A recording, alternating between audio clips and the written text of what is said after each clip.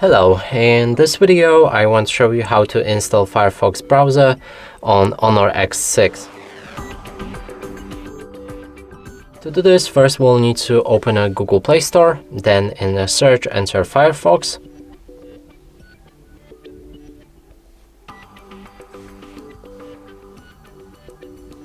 Here we want to install it.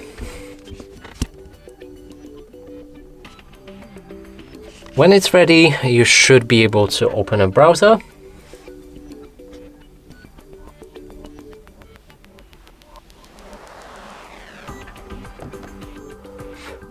Then we can customize it with a different theme, pick your toolbar placement, sign in to turn on synchronization, switch between different privacy protection settings and read the privacy notice. Lastly, click on Start Browsing, open any website, and as you can see, it works fine.